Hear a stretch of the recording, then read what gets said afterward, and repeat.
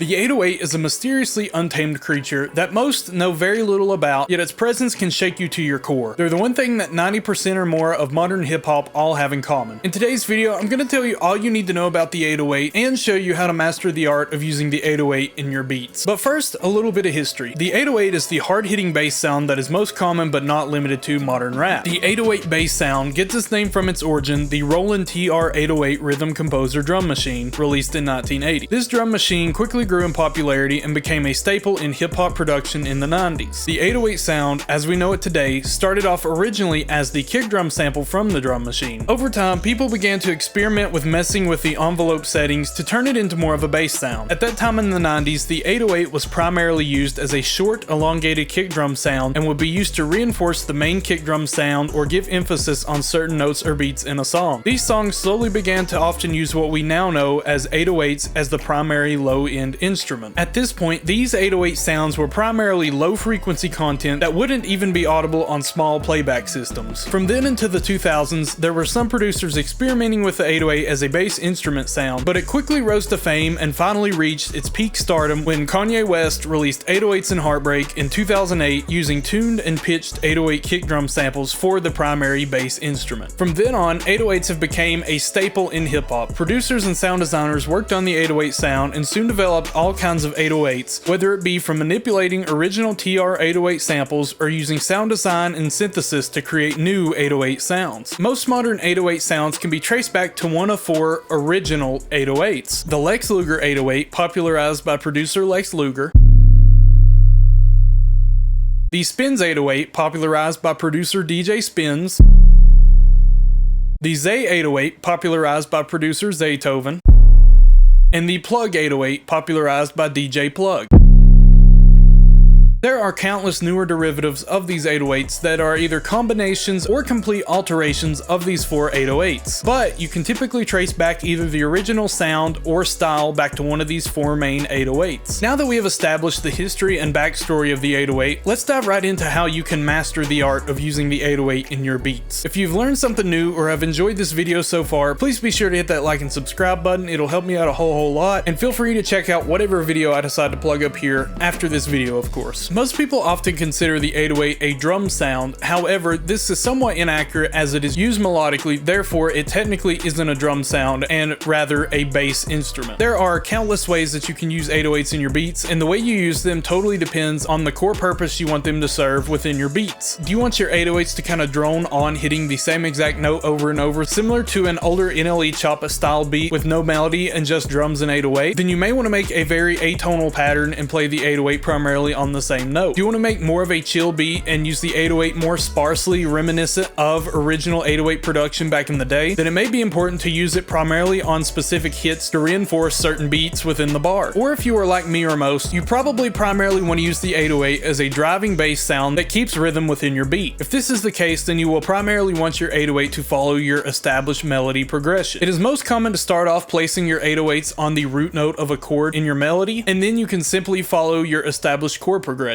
However, sometimes you may find that placing your 808 on other notes within the melody's key and scale may do a better job. Or sometimes, if you're lucky, you may be able to get away with placing your 808 on only one or two notes of the progression. It's somewhat difficult for me to explain exactly how to make your 808 patterns for yourself. There's just too many variables at stake here. However, I will show you some of the most common patterns I personally use in my own beats. I'm going to start off with some slower tempo beats, and we're going to work our way up. That way you can kind of see the progression of how I might do one 808 pattern more on the slower side versus one that I do primarily on the faster side. Okay, so first up is one of my beats called The End. It is at 120 BPM, and this beat's a little bit more of a chill, almost oriental vibe. I use the Zay 808 on this beat. I really like using the Zay 808 on slower tempos. I feel like it just gives a little bit more punch to it, and especially where it cuts off, you know, it's typically long enough to last to whatever measure or whatever I want it to cut off on. So let's listen to it here, and then I will dissect the 808 pattern.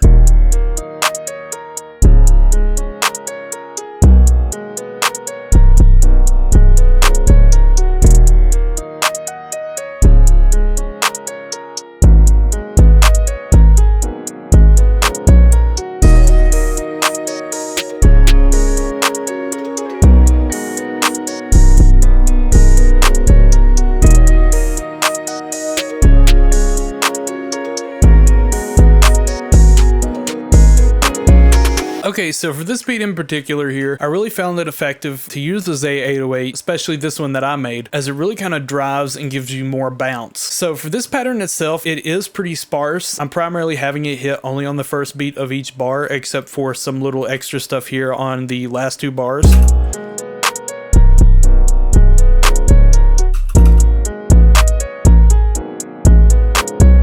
Overall, it's still in a very busy 808 melody. Some theory behind why I would do this over maybe using a spins or something is, once again, I like how it cuts itself. You know, maybe if you do a spins that's got the tail end faded out quite a bit, that would work pretty well. Not gonna lie, probably for this beat, I was just thinking of Ian Dior's song Prospect, and it uses a form of the Z808, so I more than likely probably just thought to use it because of that. As far as theory behind the melody here, I'm really just following the root notes. And I went up on the octave on this one just to give us a little bit of something different here. And then I stuck around on this G sharp note here for a couple bars. Now, sometimes when you stick around on a note that might not be the exact note of that chord at that very second, you can have some issues with the low end. This is why I have this cut here on the piano, to get rid of any lows and let the 808 do its job. So yeah, that's a little bit about this beat. All right, next up, also at 120 BPM, is this beat I made called Shotgun. So a little bit of theory going into this beat. I had made this beat kind of with Wakotron in mind. I don't know if you all might remember him. He was pretty big back in the summer of 2022, and this is what I had in mind when I made this beat.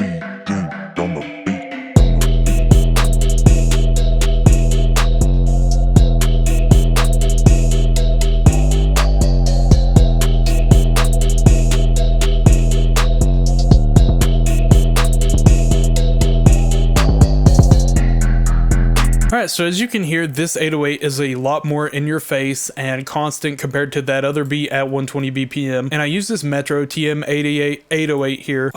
It's kind of a play on the Lex 808. It's really just kind of a distorted sine wave with some attack on it here. So to really analyze this here, I'm really using this 808 more in a rhythm capacity here, as I'm pretty much just keeping the bounce here consistent on the same notes, primarily on this E here.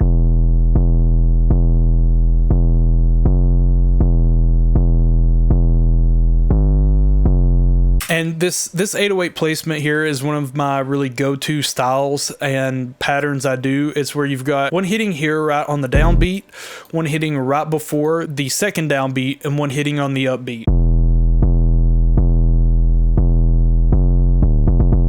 And here at the end, I did some extra notes and some slower 808 rolls here to really just give more diversity to our pattern and bring it all together.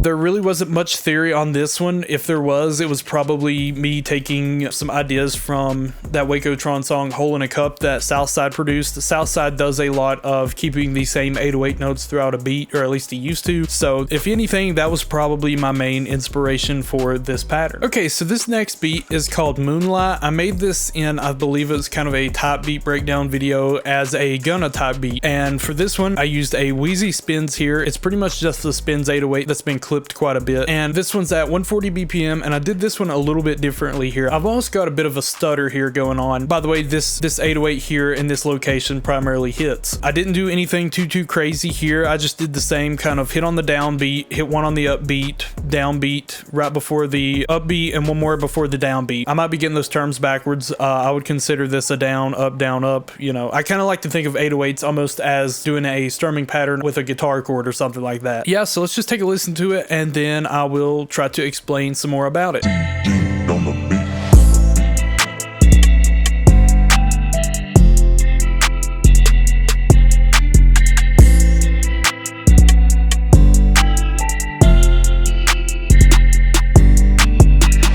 So this one, like I said, very simple. We're just following 3 notes primarily, and I really like this little stutter here if we solo it. That was one of the main things I liked about this beat, actually. It's something that kind of almost surprises your attention. You know, it doesn't sound like just hitting here. You know, we've got a little quick did it. Almost like a, you know, jab before a right hook, I guess you would say. I'm pretty much just following the melody progression here. If we look at the guitar here, we go A, G, F. I pretty much just copy that exact pattern here. And for the last 2 bars here, I changed it up compared to the last 2 of the first 4.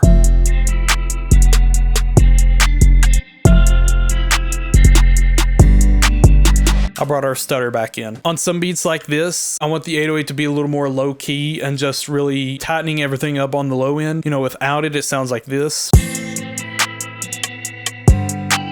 So I've made sure to create enough space to really let the 808 sit there without being too overpowering. Next up is another beat at 140 BPM called Victory. It was one of my more favorite beats I made last year. There wasn't too much going on as far as theory behind this one. I just primarily kept our bounce going. As you've seen before here, we've got the hit here on the downbeat, one before the next downbeat. And this one is actually pretty busy, especially here by the end of it. I've got some octaves and some walk downs and all that. So let's give it a listen real quick.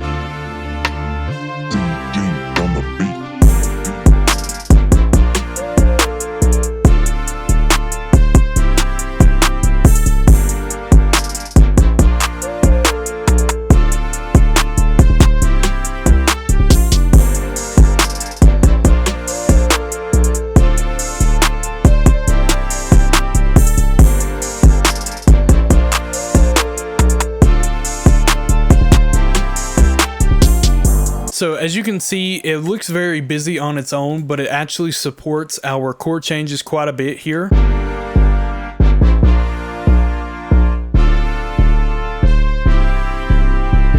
So really, it's just reinforcing the beat that these chords lay on, as well as adding some extra notes in there for the bounce here. Like this here, and everything really kind of in the middle here. Could you have done something a little bit more simple? Sure, I could have done like this here.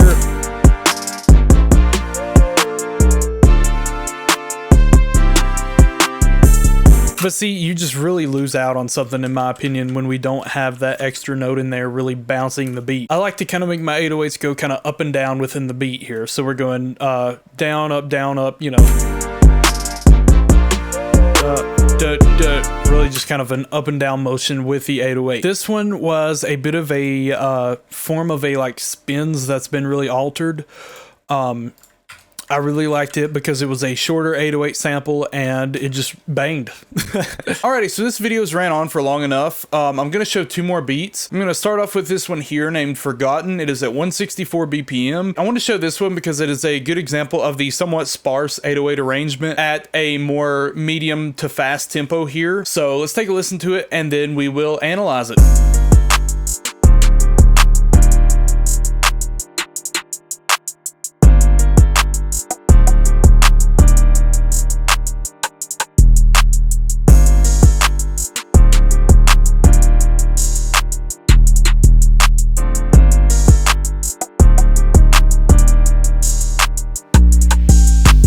Alright, so we do get a little busy here at the end. However, this is a relatively just kind of laid back 808 progression.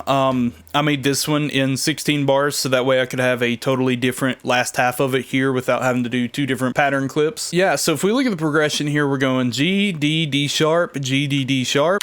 Really just following the exact piano progression here. G, D, D sharp, G, D, D sharp. There wasn't too much thought that went behind this one. As you can see, we're still using kind of that same common pattern we'll hit on the downbeat here right before the next downbeat and then on the upbeat. That's just really one of my favorite bounces to do with 808s here. The only difference being I made it progressively get a little busier as we go through here. As you can see, I added in an extra little note here. Then on this one we've got another note, so we went from having 4 notes to 5 to 6, and then lastly our little turnaround piece here at the end.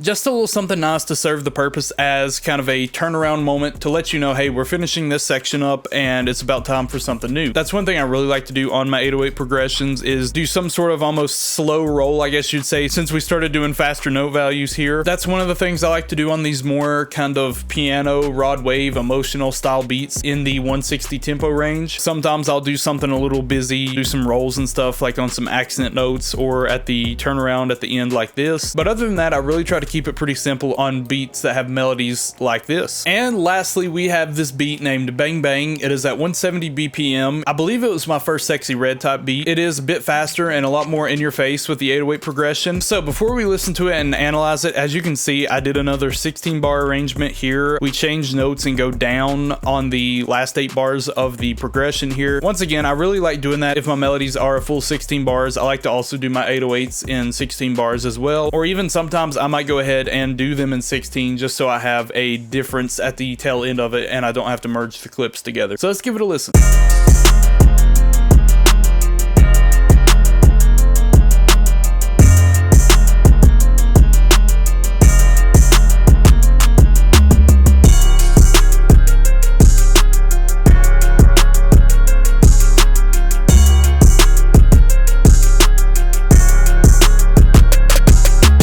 Alright, so this beat actually starts off with the 808 pattern. So, like I said, it's very in your face, very similar to that beat Shotgun I showed you, how I've just got it really hitting that same one 808 note throughout the progression. We start here on that F note here, and we do an octave here, and then a little roll down to this C sharp, and then we just stay on that C sharp, do an octave, and come back down. And I'll show you the progression here on our low notes. We're staying on the F, and we go to C sharp, and then G sharp here on the tail end of it, which I do a little roll here going from C sharp to G. So I'm going to play the 808 solo real quick with the metronome just so you get a sense of the bounce for this beat, just so you can get a sense of how I have it bouncing. Once again, just exactly like I've showed you throughout this video. I've got the hit on the downbeat right before the next down, and then on the upbeat, that's really just one of my favorite bounces to do. And we've got some octaves sprinkled throughout just to give us some difference throughout it. You know, right here turning around on the 5th bar here, same thing on the 13th bar here. We've got a little octave turnarounds here on the ends of each 8 bars. So here's the bounce with the metronome behind it for comparison.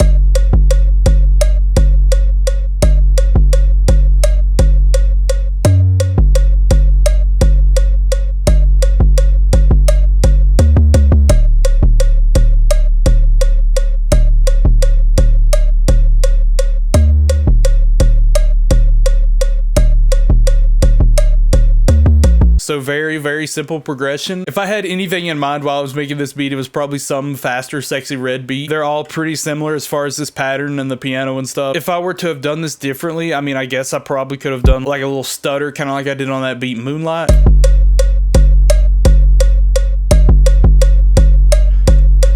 Something like that, but I really don't see any other type of 808 pattern doing it justice outside of this kind of standard bounce that I've established within it. So yeah, if I could give you any kind of parting advice with this video, don't overthink your 808 patterns too much. You know, the way I make most of my beats, they're there to just keep the rhythm going and to support the rest of the drums. You know, maybe you're making a beat where you want the 808 to be the most prominent sound, you know, like a Ken Carson beat or a Rage beat or something like that. This is how I primarily do my 808s. If you have any questions, feel free to leave them down in the comments below or hit me on Instagram at Siege himself. Let me know if you've enjoyed this video. Thank you all for watching. If you've enjoyed, please be sure to hit that like and subscribe button. Feel free to check out all of my links down in the description below. I've also been working on a producer content creation course. If that's something you might be interested in, definitely let me know down below as well. And yeah, thank you all for watching. My name is CJ, aka CJ. Have a good whatever time of day you're watching this, and God bless.